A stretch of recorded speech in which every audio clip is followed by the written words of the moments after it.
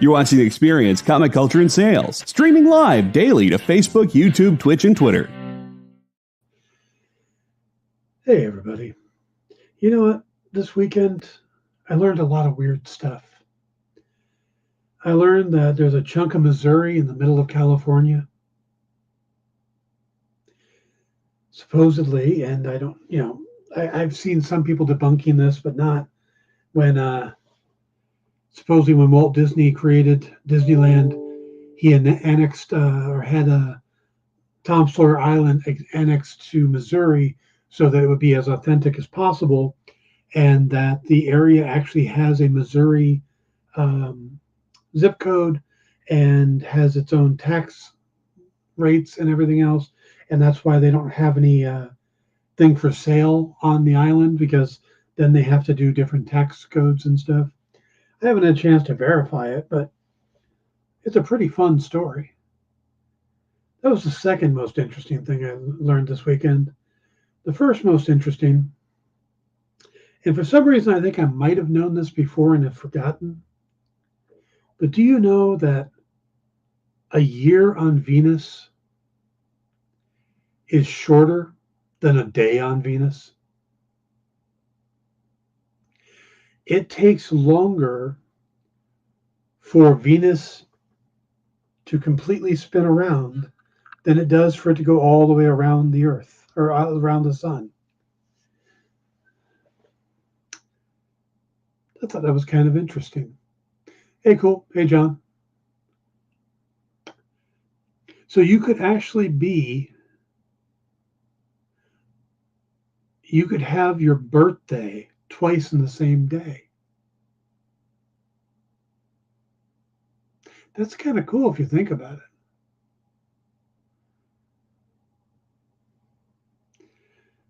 I wonder if you ever get to the point where you have three in the same day. Nah, probably not, because it's only like a few hours different type of thing. So, hey, Marvin, aren't you supposed to be on this show? Stay tuned for the Dan Wickline Show.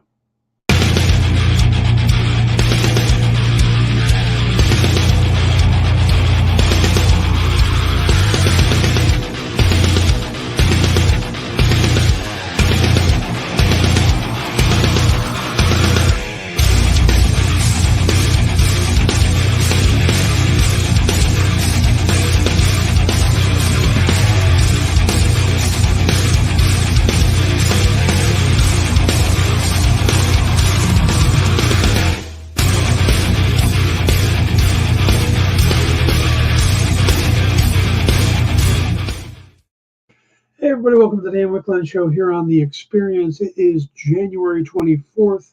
We are already flying through the first month of 2023, and things are going good. Ed, yeah, I had a pretty good weekend. I hope you did as well. Triple B, good to see you. Marvin Wynn is, I see him in chat, but he's supposed to be here with me. So, and there he is. Hello, sir. Hey, how's it going? Good. How are you? Good. Now, let's see. We're supposed to also have Grant. Yeah, I just text him to see okay. the link. He might not have even been looking for it, so we'll see. All right. Then let's talk about The Edge. Yes, sir. Yeah, I just had a chance to read it, and Awesome. It's a pretty good book. I'm liking it. But for our viewers here in the chat, can you describe what The Edge is? Sure. So, and I always have my same pitch all the time, and it's the pitch that I use at cons. So, The Edge within the book is a drug, and this drug can grant you special abilities. So you can fly, you can shoot energy beams from your eyes, you can create barriers, you can step through time, but the consequences of using those abilities can either kill you or drive you insane. So like any drug.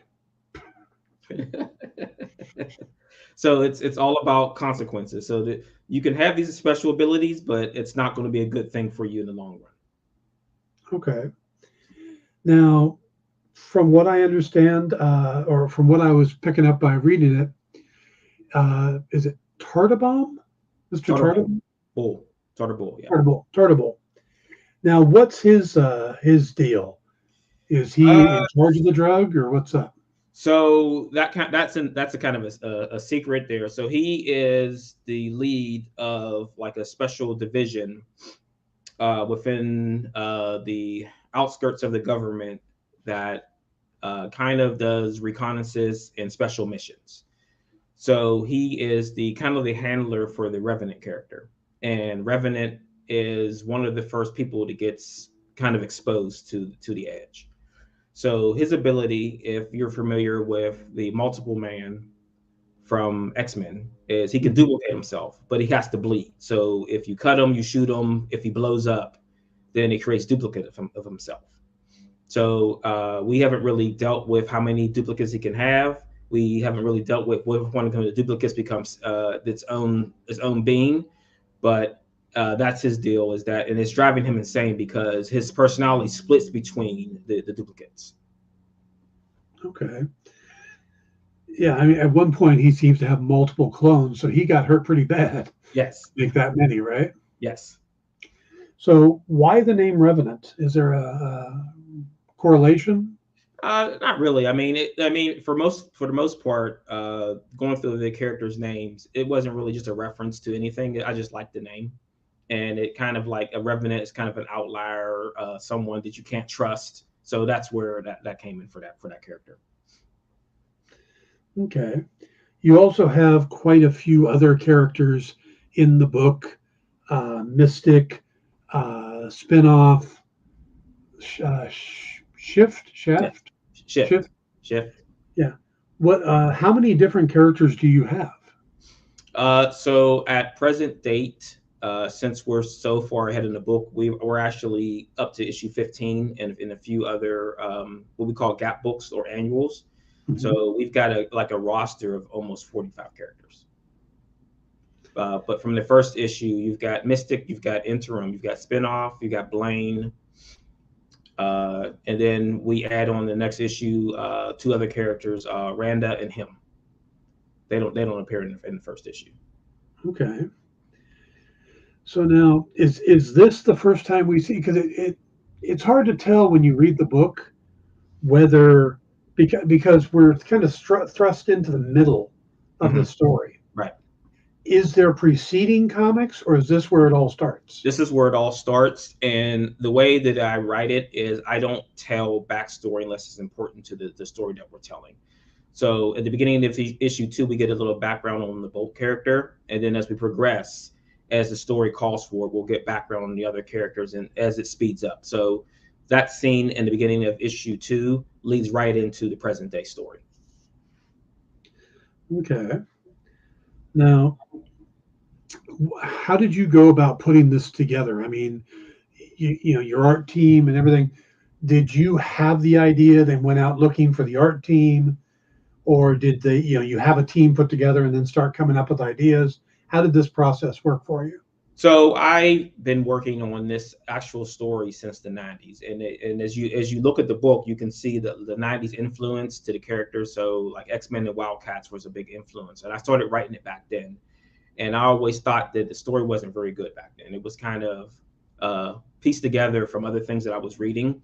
So I felt like it took a long time, at least till like 2007, when I met the artist Mark, that the story gelled together and became something that I felt like could be the other people would want to read. It wasn't very good back then. And I tell any other creative, when you're starting out, the first thing you do is probably going to be junk. And that's where purpose comes in, where you keep trying to get it so you can actually hand it to someone else and they read it and it makes sense to them. I didn't feel like it made sense. People told me they liked it, but I didn't feel like it made a lot of sense. So I was my own worst critic on a lot of stuff that I was writing. Tell me about Mark, the artist. So Mark is from the Philippines. We met, I think it's 2006 is when we first started working together, and we've been working since then. He brings a lot of ideas and everything to not only to the characters, but the story of itself. So a lot of the scripts and things like that, once he read them, he interjected ideas on, maybe we should try this. And then as we talk, other ideas come up. So where I was going in one direction, he brings another idea, like, oh, that seems like it works better, and it's visually better too. Also, and I said, because he's like that first and second cameraman. I'm like the third cameraman. Sometimes in the issue where I want to point the camera, sometimes is where he wants to point it somewhere else. So he has that freedom to make changes. The only thing that we ever change in the whole book, so we've been working together, is Blaine, the Blaine character. As you can see, he has shoulder length hair early in the story, and then we burn his hair off in that story, and then he gets that anime point that I really like. Now, what about the rest of your creative team? So our letterer is James Reed, and people may know him because he's lettered a lot of other comics. Our main colorist is Luis Antonio Delgado, and you'll know him from, he does work for IDW, mostly Ghostbusters. Mark inks his own pencil, so we don't have an inker. But I mean, then I edit the book myself, and then I throw it at other people just to make sure that what I'm reading makes sense to me, and then it makes sense to other people when they read it. Now, is this your first comic work, or have you done stuff before this? So with The Edge, it's something that's been a long time coming, and we've released it before, and we've always had a lot of starts and stops. So once we decided to go forward with the Comicsburg branding, our own brand here in Pittsburgh, is that we want to just push forward. Because I said we got a lot of issues already done, and we just need to get them out in the people's hands so they can read them. All right, that brings us to, what is Comicsburg? So Comicsburg is a collective of Pittsburgh creatives. So we've got Grant with Beowulf. We've got the Herrenberg crew. So Herrenberg is a live action video series that's filmed here in Pittsburgh. It's all female superheroes, and it's also a comic book. So our buddy started off doing the videos first, and I do second camera on the show, and I'm also a character on the show also. And then we have DP Brown. He's actually from Cleveland, but now he lives in Pennsylvania, so we let him into the crew. And we've got a few other people that are part of Comicsburg also. So not only it's a collective and a brand, and it's what we're publishing under now.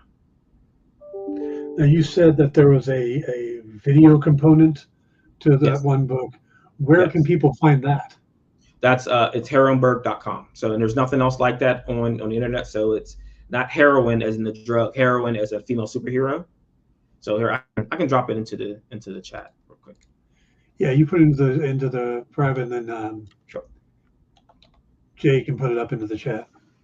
So yeah, I mean it's a lot of fun, and it's something. There's never anything that I ever thought that I would ever want to do in life is be an actor in the show and do camera work. And since it's all females, all the females have superpowers, and none of the guys have power, so we get beat up a lot. I think there's actually a fetish for that, but well, you do a lot of stuff too. So there's like custom videos, and there's fetish stuff going on in there. But it's a lot of fun. Now, so you've got 3 titles in the works. When's the first one coming out, or are any of them out on the in shops? So we did a soft release a little while ago. So some stores may have our earlier Comicsburg books, and then Grant was previously publishing under the brand Monarch, but through Diamond, through Comicsburg, will be March 1st releasing of The Edge and Beowulf. Okay, so both books are coming out on March 1st. Yeah. Great. So, what is the long-term plan? You said you've got, quite a few issues of the Edge already put together. Is this like an ongoing series? Do you have a finite story to tell? What's your plan with it? So when we were really working on this, we did have an ending in mind, but as we worked on it so much and we came up with so many ideas, I mean, it'll go as long as it has to, and as long as people are interested. Like we've got a lot of things coming, and a lot of different paths we've gone down where we got into some kind of situations where we were trying to work on other books that could have surrounded the world of The Edge, but then it became part of the story. So like I just went with it. So other ideas came along, and we're like, okay, just put it in there because it works. Okay. So now, what are your inspirations? I mean, you said you came up with this in the '90s and Yes. Wildcats, but so what made you get into comics? I mean, it's an escape to me, and it's always been an escape. And I think my first comic book was GI Joe #1, and I remember my grandmother purchasing that from me from a five and dime store. I think it was called Murphy's in downtown Pittsburgh, and I think what was the price, 65 cents? I think was was the price on the book, and I got into that from the GI Joe animated series, from the cartoon. So you went from the GI Joe cartoon, Transformers, Robotech, Thundercats, all those shows that we watched in the '80s, and that led me into comics. So you had comic books for mostly all those shows, and it just became, like I said, an escape from not the really mundaneness, the differences in the world, because in these worlds you had heroes, you had people being rescued, you had people challenging themselves, you had people failing but not giving up. Like you had a lot of the influence of like the Spider-Man character, where he would fail continuously, but he would never stop fighting the good fight, because he knew that, well, of course, with great power comes great responsibility. So if you have that ability to help, then you should help. So something I've noticed is your shirt you're wearing for Comicsburg is yellow and black. Yes. Now, is that like a Pittsburgh thing? Because I've noticed that the Steelers, the Penguins, Yes. the Pirates, was there a memo? Did it just suddenly decide one day? Was there a vote? How did yellow and black? I think it has a lot to do, and I didn't look this up, so I might be making this up in my head. But it's the steel city, right? So what is steel? Dark and gold. Like when you're molten steel is gold, right? So you're pouring steel, and when it hardens, it's dark. So I may have just made that up. I don't know. So maybe we'll look it up later and find out. But that's always been the trademark of Pittsburgh. It's always been yellow and black, or black and gold. And when we were coming up with the idea for what the logo should look like, you had to have the bridges in there, and it had to be black and gold, just to sell the Berg part. Because like Pittsburgh is the only, like there's Pittsburgh in every state, but we're the only ones that uses an H. Everybody else is just URG. There's a Pittsburgh in every state? Yep, Pittsburgh in every state. None of them have an H except for here. Interesting. That I didn't know. Mm-hmm. See, I'm telling you, it's learning something new all the time, man. Right? Yeah. So, is it also a rule that you can only have your logo on one side? So in certain situations, we have it like on the logo on the top, and on the top and the bottom of some of our logos. So the logo for like banners and stuff had it on the top, but now we're introducing a new banner this spring. So the logo is going to be on the top again, and it won't have the bridge because there's no room for it. So it'll just be the Comicsburg logo. Okay. And you see that when you look at it, it has the black scratches in it too, like steel. Yeah, I think I've exhausted all my Pittsburgh-related knowledge. Bridges and rivers, that's what Pittsburgh is. Yeah. And it is not. It was the three rivers. Yeah, it's three rivers that you can see, and then there's a fourth river. If you ever been to Pittsburgh, or if you ever seen pictures, there's the point, the fountain. There's a river under that feeds the fountain too. Oh, really? Yes. Oh, because I remember Three Rivers Stadium, but they never mentioned the fourth one. No, no one ever talks about that one. It's like it's a little secret. No one knows. Like it'll be like a question like on Trivia or Jeopardy like that. It's like, how many rivers are there that flow towards the point in the city of Pittsburgh? And they'll say 3, and they'll be wrong because there's 4. Is that like the secret stash of water no one talks about? Yeah. In case California comes looking for extra water, we got a hidden some. Right. All right, we're going to take our first break. Maybe you can reach out to Grant, see if he is on his way or not, and we will come right back with Marvin Wynn.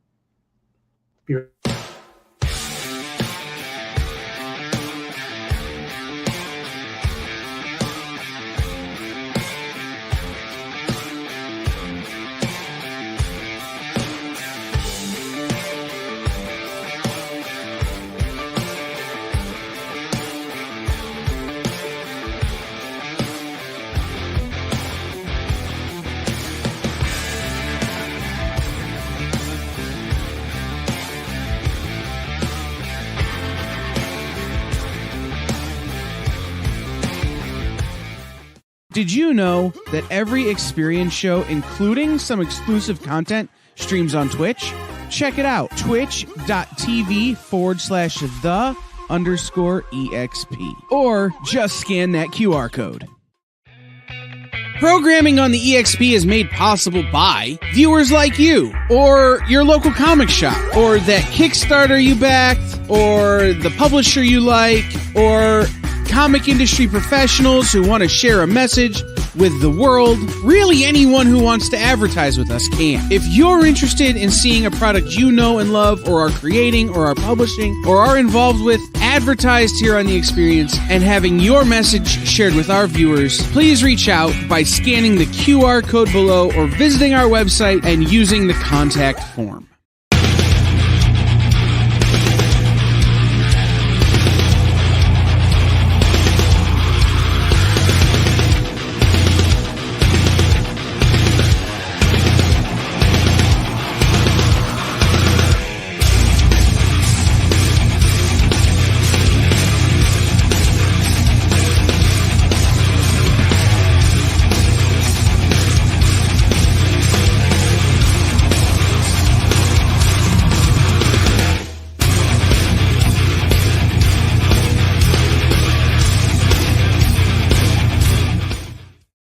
Hey everybody, welcome back to the Dan Wickline Show here on The Experience. We got a really good lineup today. After this is Kyle and Jay and I will be doing comic reviews on in stores this week.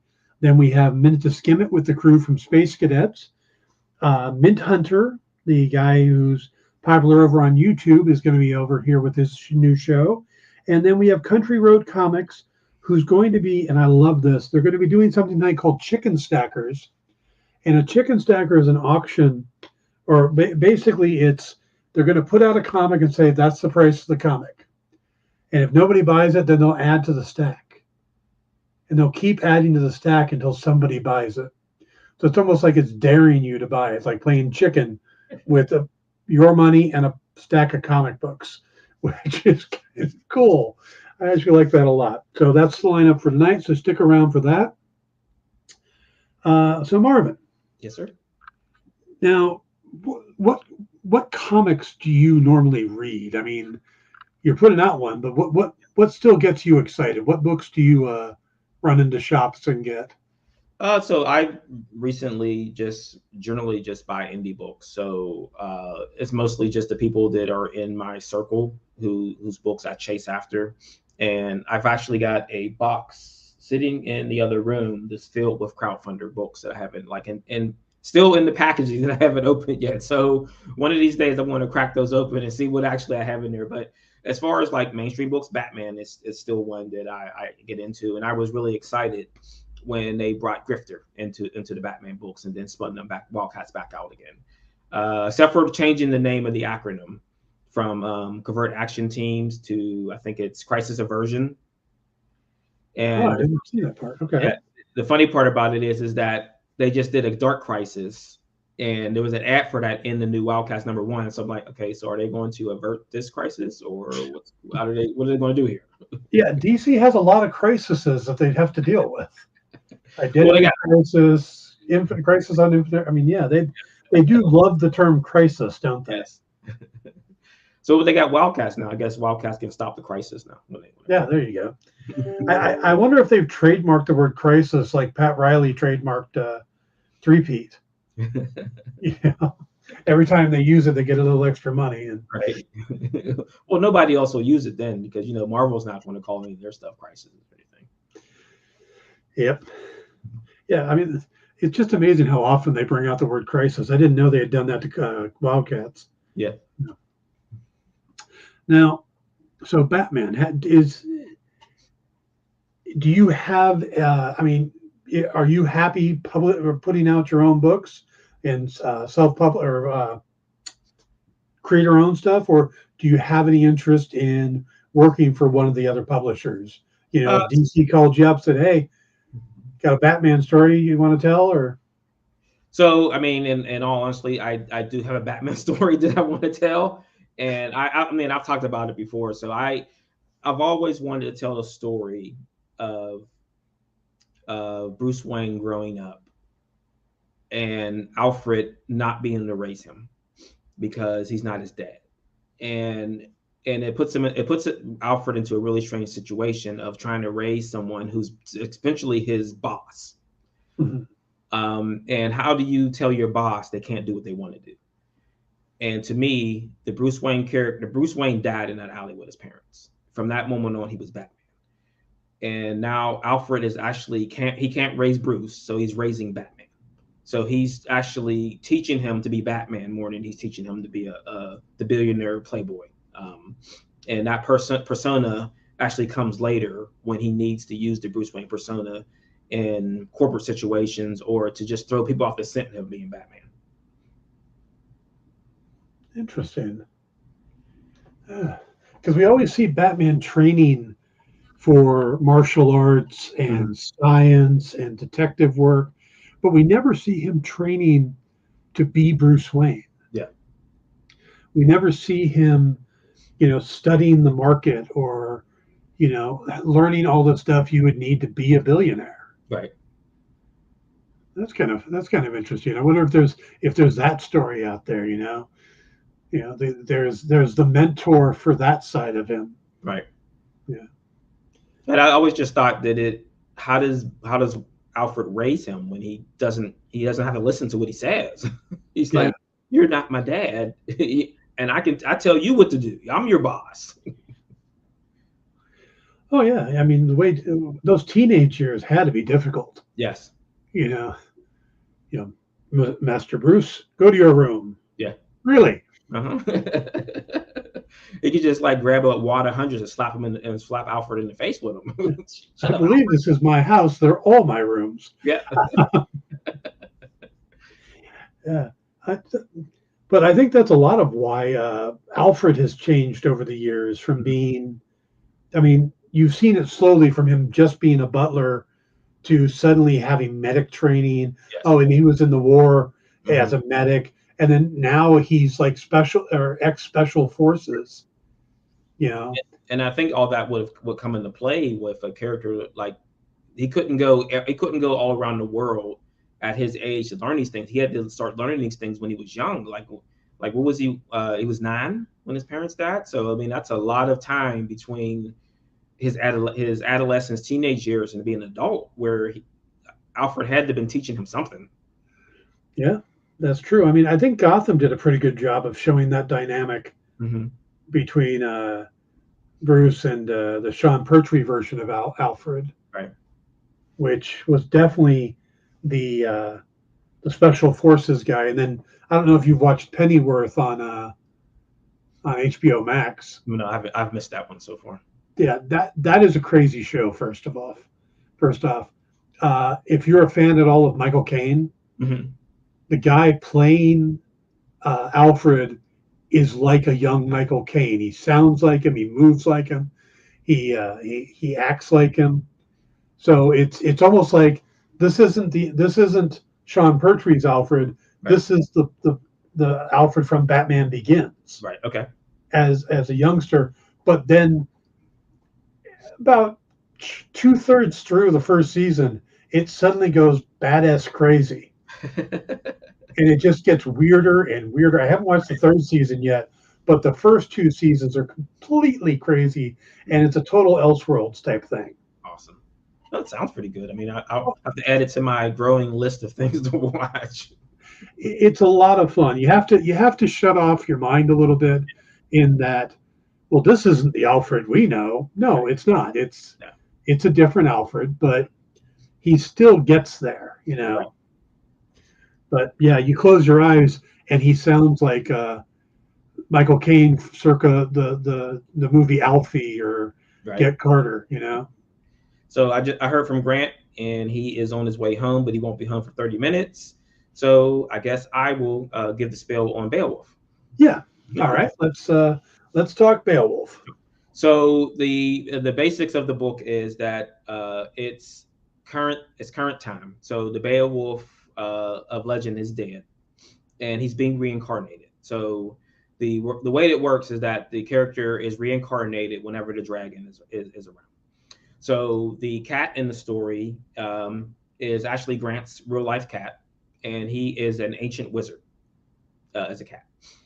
And the character of Beowulf has been reincarnated into the body of a 30-year-old slacker that wants nothing to do with with fighting this dragon or doing anything else. And actually, if you remember reading the beginning of the book, is that he gets fired from his job in the beginning of the book.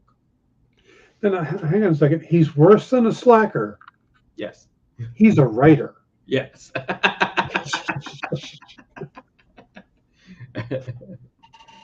He's a writing slacker. Yeah. Yes. Yeah. Being that both of us are writers, I thought that was appropriate. Now, I noticed that his cat has the 2 different colored eyes. I know there's a term for it. I don't remember what it is. Something chromia. Yes. But but it does does Grant's actual cat have that? Yes. Mooney. Yes. Same color cat, same in the different color eyes. That's pretty cool. Yeah. So now there's a girl we meet in the book as well. Yes. Now, is she a reincarnation too? No, she's a modern character. So she is kind of like the helper, and Mooney is her cat. So he's like trying to instruct her to help this guy become the legend that he is. Mm-hmm. I kind of got this odd sensation that Mooney was the witch, and the girl was her familiar, was Mooney's familiar, yeah. Like a switch of the normal witch with the cat. Right. I don't want to give a lot away. So sorry, I thought that was a nice little juxtaposition there. Yeah. So this is a 6-issue limited series. But Grant had said that his plan was to possibly do different time periods with Beowulf being reincarnated, fights the dragon, kills the dragon, dragon rests, dragon comes back. Because you can't kill the dragon forever. Dragon's always going to come back. All right. So you said it's a 6-issue series. Yes. How often will it be coming out? So right now we're doing bi-weekly releases. But weekly. Sorry. Quarterly. I'm sorry. Quarterly releases. So one every 3 months. And that kind of helps us to make sure that I know that a lot of people don't like gaps, but the one thing that we want to do is with retailers is to make sure that we're always in communication with the retailers about what's coming and making sure they're not only getting the books, but getting swag into the store to remind people that, hey, the next issue's coming, the next issue's coming, the next issue's coming, just to make sure so that we don't fall off. Because a lot of talking with a lot of people is that they feel like you should always do monthly so your book doesn't fall off. But I found that as long as you're communicating, then people will always be reminded that something new is coming. Okay. Now you have 2 books coming on the same day. Yes. Is that going to be a regular thing, or are you going to switch them up so they're not always hitting on the same day? So we'll eventually have to do that since Grant's book is going to stop and my book is going to continue. So we'll probably do a little bit of flip-flopping. Maybe his book will come out at the beginning of the month, or my book will come out at the end of the month, or vice versa. I mean, whatever works. I mean, we just want to make sure that everyone is getting those pre-orders in, so the store knows that, hey, we want to get into the Comicsburg family and see what's going to happen. Because not only like I said, we're sending swag to stores, we're creating a retailer list right now. And I sent to our previous local, they got a free copy of our special variant cover for the Edge issue 5, and also a variant cover of the Edge issue 1 went to stores a couple months ago. So we're still picking up more stores, getting them into our retailer incentive program, and we start sending stuff out for free. And like we just want to make sure that we're on people's minds. They're getting this free stuff. It's up on the shelf. Someone sees it. Hey, what's this? What's this book? What's that book? Let's talk about that book. Now, I have to ask, because you say that he's fighting a dragon, mm-hmm. but classically Beowulf fights Grendel. Yes. Is the dragon Grendel? Well, in the original story, the dragon was Grendel. Okay. Okay. Just wanted to check. Now we do see like a different version of him. Yes. But that's not the original, is it? That's not the one from Legend. That's like a different reincarnation of him. You're and the one wearing the vest is the original. That's the original Beowulf. Oh, okay. Mm-hmm. So you get the backstory and the current story as things progress. And the cat's got history with Beowulf. Yes. He is the wise ancient wizard that helps him along the way. Now, has Mooney always been a cat, or is there a history there we'll learn later? There's a history there later. Kind of like you're in this form now. Okay. All right. Now, what about, you said Grant Lankard is doing the writing on that. Yes. Who's the rest of the creative team? The rest of the creative team, and I always have to, I have to always look it up. Because I always forget who's on his team. And waiting for that to load. So his artist is Antonio Brando, and the covers are being done by Ariel Mandel and Saul Chabanez. Okay. So now, I've heard of Ariel Mandel. I believe they've done work with Zenescope and a few other companies. Correct. Yeah. Okay. Yeah. Now you said there was a third title. Mm-hmm. I don't remember the name off the top of my head. So our third title coming through Diamond Previews will be Memoirs of the Morbid, which is a Tales from the Crypt like anthology book. It's a Grant's other book, and that should be out for Halloween. And then our other title is not going through previews. It's Herrenberg is the other book. Okay, so Herrenberg is based on the live action video series. Okay, but that one's not going through Diamond, you said. Correct. That's that book is only being going to stores direct. Okay, and when is that one going to be in stores?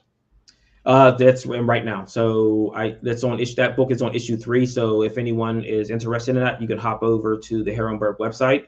You can either order from there, or on the site there's a list of stores where it's available. Okay, and that's not on the Comicsburg website. Not on that currently, because the Comicsburg website is just for stuff that's going in the stores right now. But we're going to expand it out to be like a hub for all the books. Okay. Jay, when you get a chance, could you also put the Comicsburg website in the chat? All right. So what is your publishing philosophy for Comicsburg? What makes a book a Comicsburg book besides the creator needs to be in Pittsburgh, or is that the criteria? I mean, it's one of the criteria is that we want to try to encompass the Pittsburgh philosophy of hard work and struggle and getting things done. But I mean, we're looking at quality too. We want to make sure that these books are things that people actually are going to pick up, get excited about, and come back for. Because if you put out a substandard book, you'll get those first sales, but it's those second sales that you're counting on to let people know that the book is viable. And if it looks bad, I mean, in any capacity, if the book looks bad, it's going to down the value. So we want pencils to be good. You want the colors to be good. The lettering has to be good. The story has to be interesting, because we're just not to pump out covers and say, hey, here's this really good looking cover, and then when you open up the guts of everything, it looks bad. So we're not going to bring anybody on board where it's not a quality book. Fair enough. And so you've got Grant's other book coming out, and that's the lineup for now? You got other books that you're talking to people about, or I mean, how much do you want to expand this out? I mean, it really depends on how people want to function, because we put out questionnaires to the rest of the people in Comicsburg and say, hey, if you're interested in being in previews, this is the standards. This is what you have to follow. And some said yes, some said no, and some said, oh, we'll think about it. So, I mean, we could add up to at least 2 or 3 more books, and we will just probably just stop it there. I mean, we don't want to overburden ourselves with a lot of titles, but we want to have enough titles and enough in different genres to make it a viable thing. So people are saying that, well, it's not just superheroes, or it's not just horror, or it's not just fantasy. We want to try to sci-fi books. We want to do children's books. We want to anything and everything that could make us viable to readers. All right. Well, guys, take a look at the Comicberg's website. Also, talk to your retailer. They're going to be shipping on March 1st, you said? Yep, in stores on March 1st. In stores March 1st. The Edge and Beowulf from Comicberg. Thank you, Marvin, for joining us and having this chat with us. We're going to take our last break, and when it comes back, I'm going to talk a bit about the Oscar nominees and what isn't on the list. So we will be right back again. And tell Grant I'm sorry he wasn't able to make it. I will. Thank you. All right. Take care. All right. See you later. Did you know that across America there are over 2, maybe even 3 live stream producers who can't even afford Mountain Dew? Take Brian here. Brian has gone 2 weeks without a sip of Red Bull. If it goes on much longer, he may take a shower and get a real job. Situations like this are as tragic as they are preventable. Join the experience on YouTube and gain access to special emojis and members-only streams. For less than a cup of coffee, you can keep socially awkward hermit people working from their parents' basements where they belong. Scan the QR code on the screen to join. You'll be glad you did.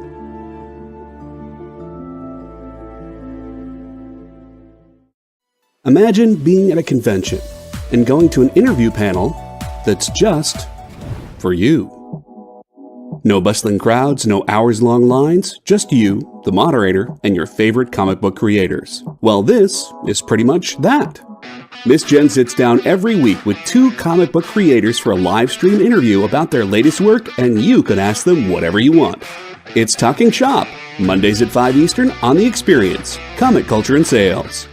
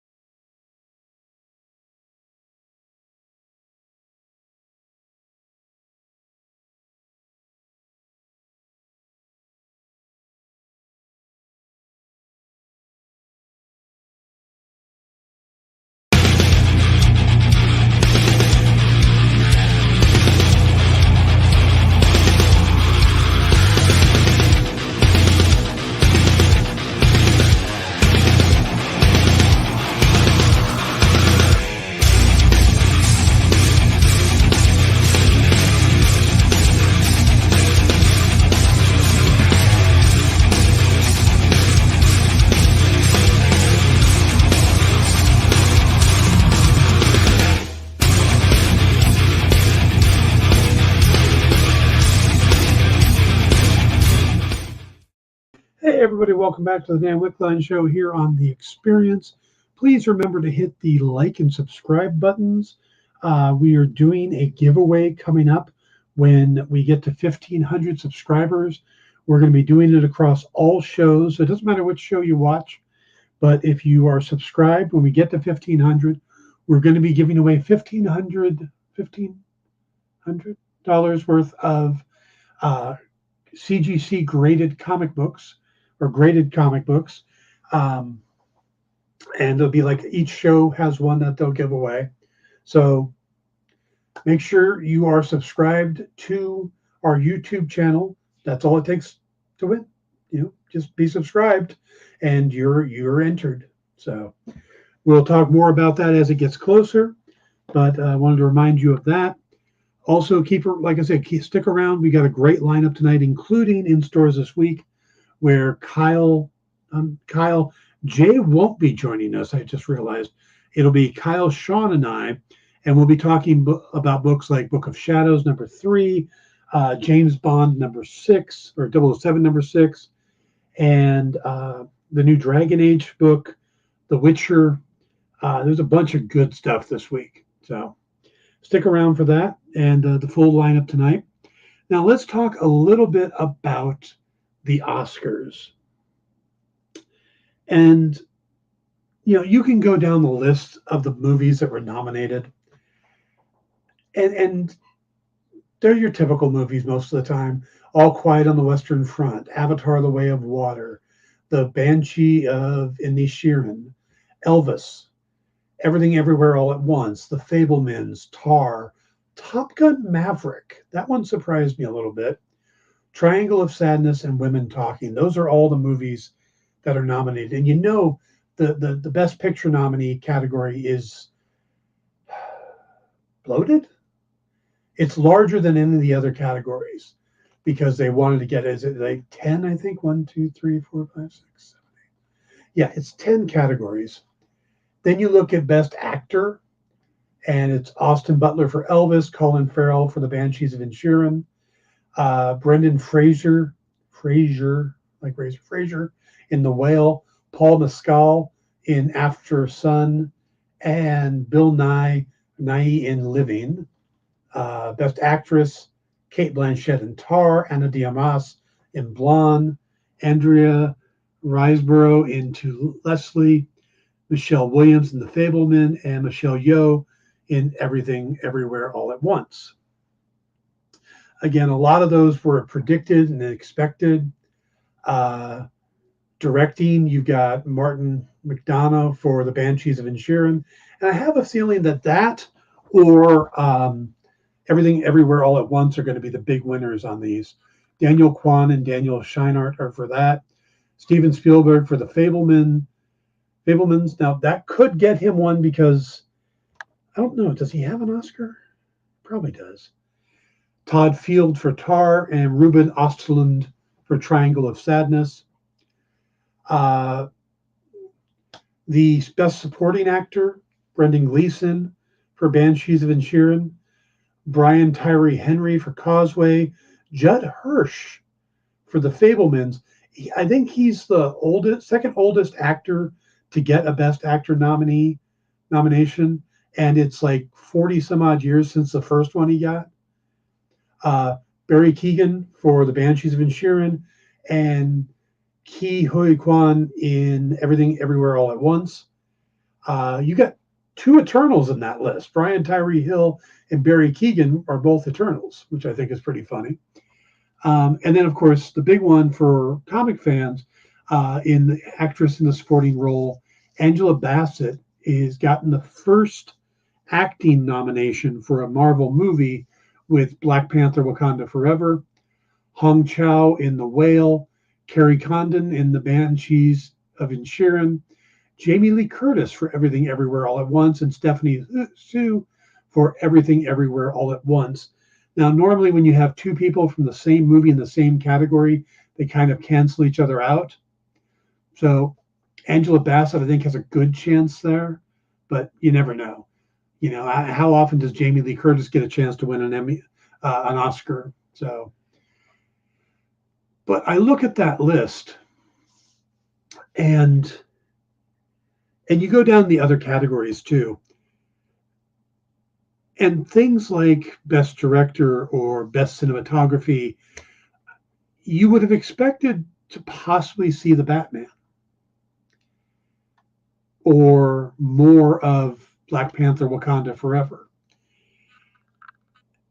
And it's this bias that the Academy seems to have against specifically superhero movies. Because it's not just the big popcorn movies, because you look at the list and you've got Top Gun Maverick and Avatar: The Way of Water on the list. They just seem to be very critical of anything that's a superhero movie. Like, they can't be taken seriously. And the only time they do is when you have somebody like what happened with Heath Ledger, or you get something like an actress on the level of an Angela Bassett. But Best Supporting Actress has always been kind of the odd category. They always seem like they're really searching for some. I mean, though I thought she was great in the movie, I never thought Marissa Tomei in My Cousin Vinny would have been an Oscar nominated role. I thought she was great. Every time I'm going through TikTok, that scene pops up where she's explaining why the car, from why the car that they say was in it isn't the car because of the tire tracks and the posi traction, and it's great. But Jay says, I think we might be getting closer and closer to superheroes movie making the list. Feels like it anyway. But the thing is that we shouldn't be getting closer. We should just be there. It's why do they have to? There have been some incredible acting and directing and stuff. I think Nick disagrees with me about the My Cousin Vinny thing. Gee, somebody from New Jersey defending My Cousin Vinny.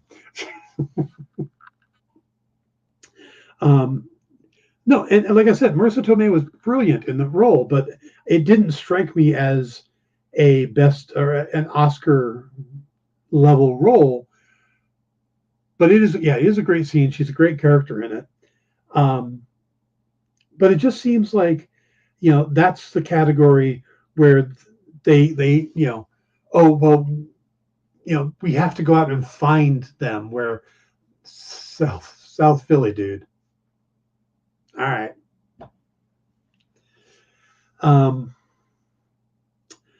So yeah, it just feels like the Academy continues to be biased against superhero movies because they're superhero movies.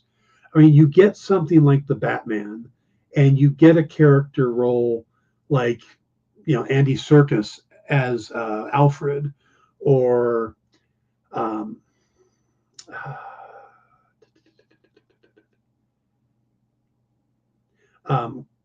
Zoe Kravitz as Catwoman. I thought Zoe Kravitz was brilliant in the Batman.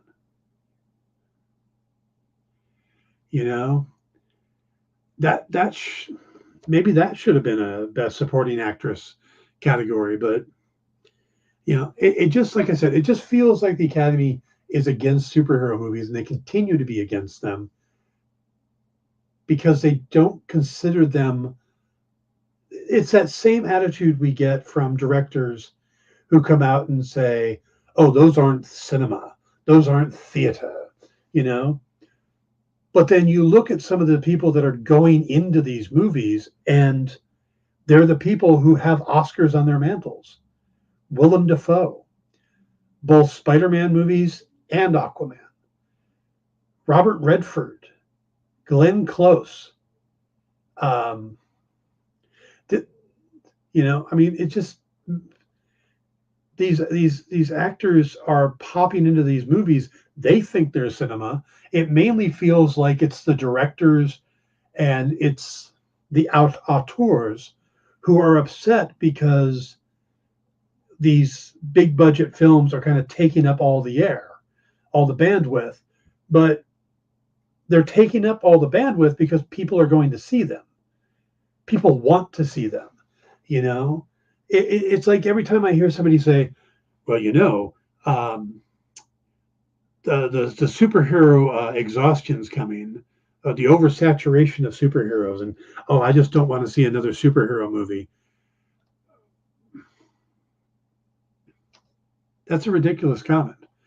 That's like, they're just comic book based movies. It's like saying, after Gone with the Kevin Feige said this the other day, after Gone with the Wind, if people came out and said, well, I don't know how many of these movies can be based on books, I think people are going to get tired of that. It's just pulling from a different medium with a built-in audience. It's what theaters are doing. It's the studios that aren't willing to gamble, and understandably, because people are only going to the theater to see the movies they really want to see. There's not that let's just go to the movies to get out thing anymore.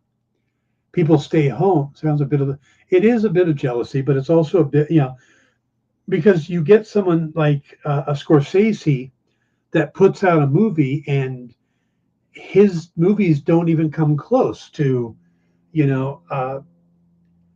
he puts out a movie and Black Adam comes out and Black Adam beats him because that's what people want to go see. We're in a different era. It used to be the theaters were the entertainment. You went to the movies and you would see things because you wanted to get out. You wanted to go out and be entertained. Now you can sit home and watch all the streaming channels and play on your phone and play on the internet or do all the stuff without ever leaving your house. So going and spending money on a movie ticket isn't as popular as it used to be. So when somebody is going out to buy a ticket for a movie, they're being much more selective and going to just the stuff they want to see. So if, Scorsese's not making a lot of money on his movies, it's not because superhero movies are taking up all of the oxygen. It's because the audience isn't there for it, especially nowadays with streaming services. What do you want to see on the big screen? Does The Departed need to be seen in a theater on a big screen with an audience to be enjoyed? But you get a scene like, Cap catching the hammer, you want to be in a theater. You want that larger than life, and you want to have screaming fans around you for that moment because it becomes something amazing. You don't have those scenes in these movies, like the Banshees of Inisherin. I don't think there's going to be any difference if you watch it on your screen at home or in the theater. It doesn't change. But you watch a Marvel movie on your TV at home, unless you've got a really big TV with a good surround sound, it's different. So I think there's an unjustified jealousy, as Jay referred to it, against those movies because of how popular they are. It's like a backlash. So they can't validate them by giving them awards. If they do, it's like, well, we're giving this one because he died. Or we're going to give this one because she's a great actress and she's proven it in all these other movies. So that's just how it comes across to me. You guys may see it completely different. I don't know. All right, guys, we are going to wrap it up there, but I won't be gone long. We're going to take a quick break. And when the experience comes back, we'll have in stores this week with myself, Kyle, and Sean in just a couple minutes. So stick around. Join the party. Head over to our Linktree to find all the links for everywhere the experience is all the time.